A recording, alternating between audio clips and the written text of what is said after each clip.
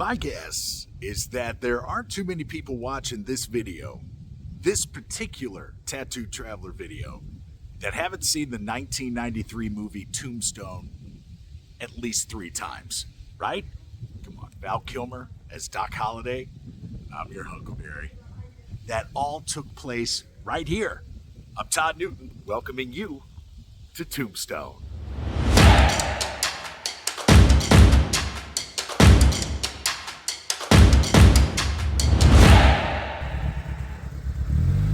I'm just speculating here, but I'm guessing the Tombstone of today is much more welcoming than the Tombstone of yesteryear.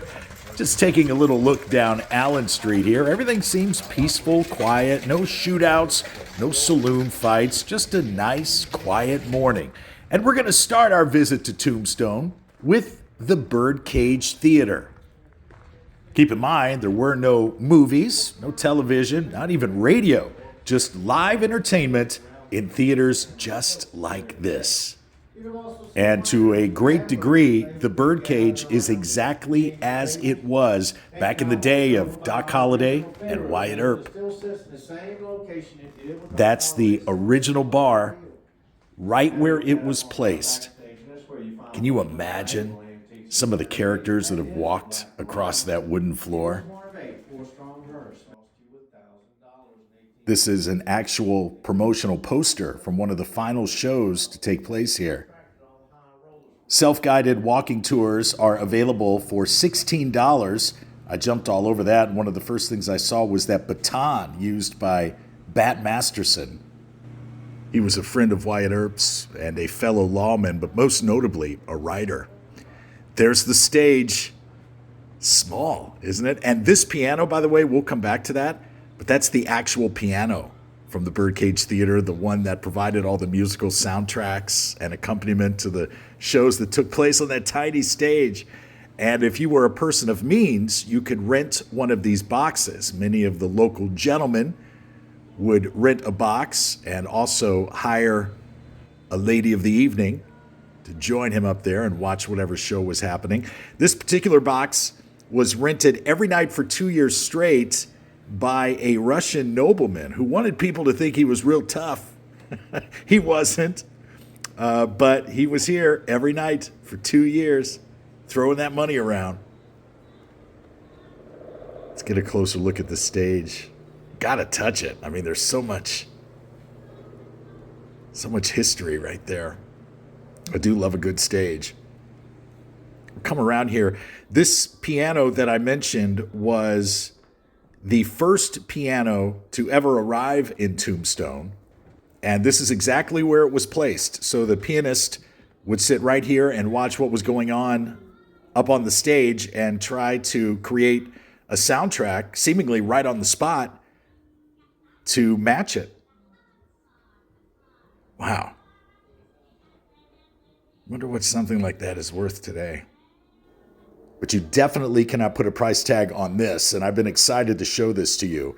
The actual card table at which Doc Holliday would play for hours and hours, sometimes days on end, and that was his chair right there in the upper right-hand corner. This is a faro table, F-A-R-O, perhaps faro, hope I'm pronouncing that correctly. And it was at this very table that Doc Holliday and Johnny Ringo had a confrontation, the very one in the movie where Doc Holliday pulls the gun under the table and points it at Johnny. Again, Doc Holliday was often the dealer. And by the way, do you know why they called him Doc? His name was John Henry Holliday. Well, in addition to being a gambler, of course, and a gunfighter, sometimes a lawman, he was also a dentist. Thus the nickname Doc, but this is a true piece of history. As is this, an old craps table, and this is just a testament to the historians and those who archive these incredible pieces and keep them, even in this condition, for us to enjoy. Okay, this chair, this barber chair, let me get you a closer look. This is where Curly Bill was spotted. Now, Curly Bill was an outlaw who was believed to have been part of Morgan Earp's assassination, the brother of Wyatt Earp. And when he was killed, Wyatt swore revenge on anyone that had anything to do with it. And when Curly Bill was spotted getting a haircut in this chair, someone ran and told Wyatt, and it wasn't long before Curly Bill was pushing up daisies. Take you downstairs now, another mini saloon. This is where all kinds of debauchery took place. And those whiskey bottles right there, zoom in a little bit, have not been touched since they were poured and served. Actual broken glass on the floor from fights. And if I turn around, there are two rooms where the ladies of the evening conducted their business. Now, prostitution was legal, and you'll notice the name on this one, Sandy Joe, and see how it was signed by Wyatt Earp? That was before they got together. Wyatt eventually fell in love with Sadie Joe, quite a story. And this is one of the two rooms in the very belly of the birdcage where the ladies would bring their customers for a little privacy. Have you seen enough? All right, let's head on back upstairs and down Allen Street a block or two to the site of the gunfight at the OK Corral. Now, it took place on Wednesday, October 26th, 1881 at about 3 p.m. And the whole thing lasted 30 seconds.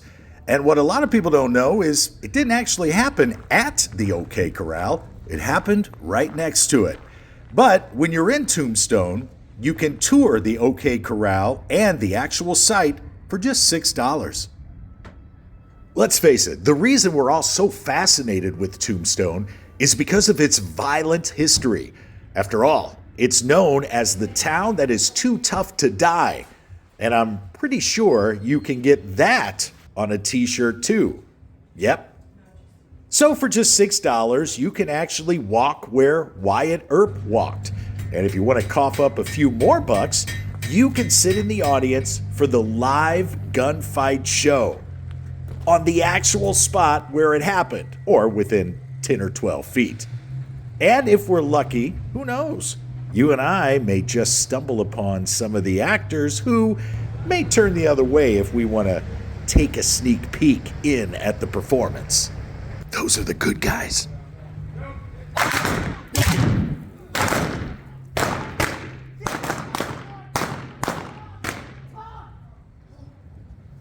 Now I want you to take a look right over here.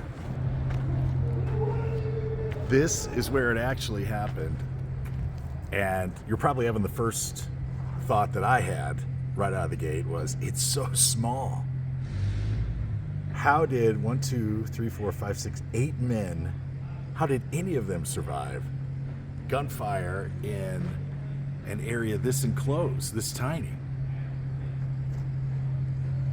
Wyatt Earp drew this map in 1924. It was Wyatt, Virgil, and Morgan Earp. Tom McLaury, Frank McLaury, Ike Clanton, Billy Clanton, and of course Doc Holliday. Even though the 8 men were just mere feet apart, only 3 of them lost their lives that day. This was Doc Holliday's room where he stayed with Big Nose Kate. Horrible name. But as you can see, she was able to watch the whole thing through that window. That must have been terrifying, unless it was something that happened here on a regular basis. I mean, who knows? Different time. Really an interesting visit here to Tombstone, and I'm glad you're here for it. There's a lot of history, a lot of details, a lot of blanks to be filled in, and I'm going to put some links in the description for you if you want to read further about what really happened here. And there will also be a link for you to get your official Tattooed Traveler merchandise. Got all kinds of great stuff. So from Tombstone, Arizona, I'm Todd Newton, and until we meet again a little further down the road, travel safely, my friend.